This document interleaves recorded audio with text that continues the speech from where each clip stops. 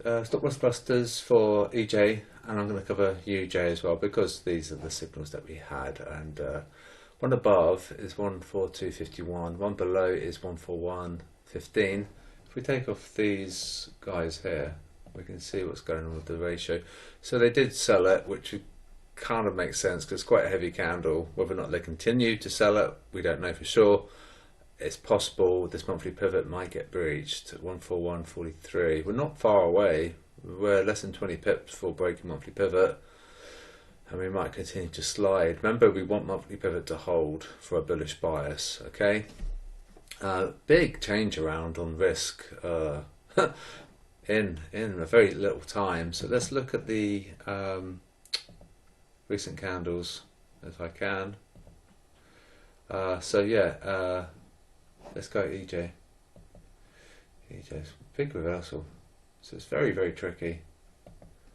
So yeah, red now. When I made this video half an hour ago, green. Actually no, the hourly was red. Okay, so we had a big reversal. Be very, very careful. What I'm gonna do, if you want to take some decent advice, is not to enter a trade when the failure rate is so low, and then that gets you out of a lot of problems. So if you come to the spreadsheet and you go to the daily sentiment shifts versus price, and then you check your failure rate, so 51%, it's not reliable, it's poor. What you want to do is we want to wait for that to be much higher and then enter, because at the moment a trap is being placed. Theoretically, after above 50% the trap is activated, but we're still quite close to the trap scenario. So this could get you out of a lot of problems and whipsaw and all sorts of problematic scenarios like we're just seeing now. You could use this, enter when we're above 70%, and then therefore, you know, we've flushed the retail guys out, we're taking their stops, the trap's been activated and they got stuck, and we can then enter. So keep an eye on this failure rate. Me personally, being a trader for, you know, a good while now, yeah, 12 years now, so yeah, see how that's dumped. So this is now worse than the casino, so I would not enter now. I'd wait for that to be much higher, and you can keep notified on this progress in the Telegram.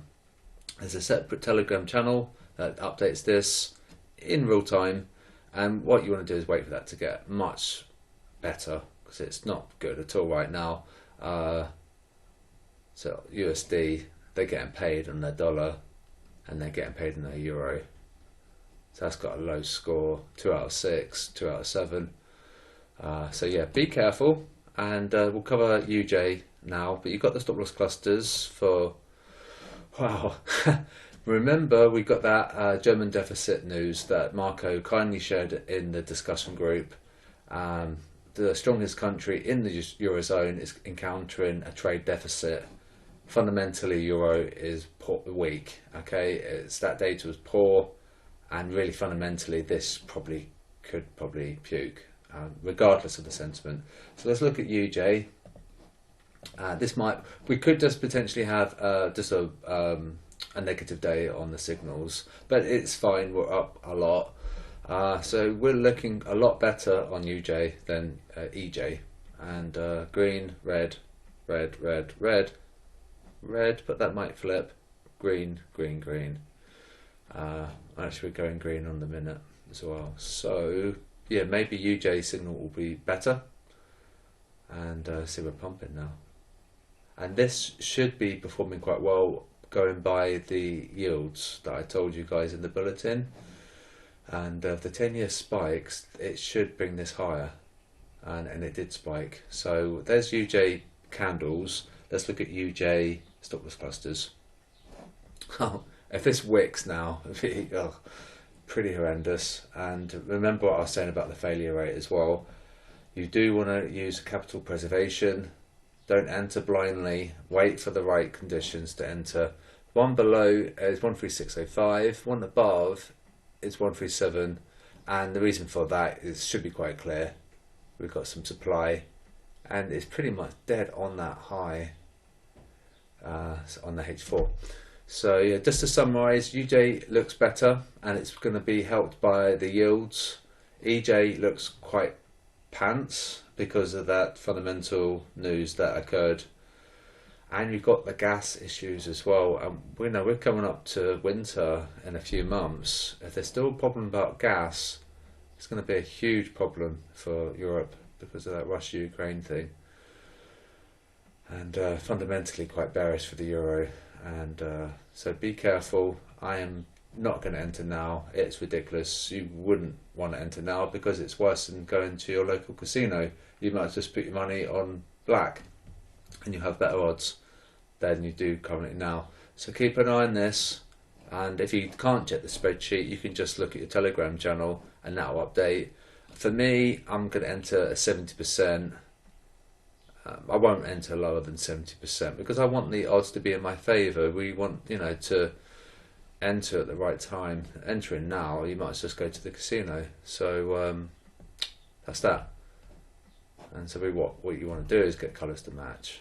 Okay, so we've got quite a lot of mismatch on dollar. So that's that. So be careful and keep an eye on this. Don't necessarily trade and open the trade unnecessarily. Just look at your technicals. Does it look like a buy or a sell? If it does, then enter.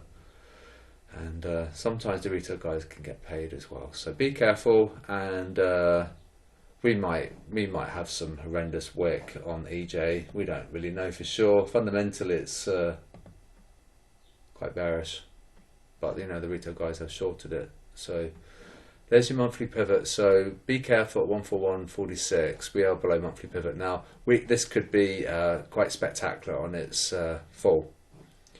All right, we've got a big stop loss cluster buy limit stack there. So we might come down and probe that potentially.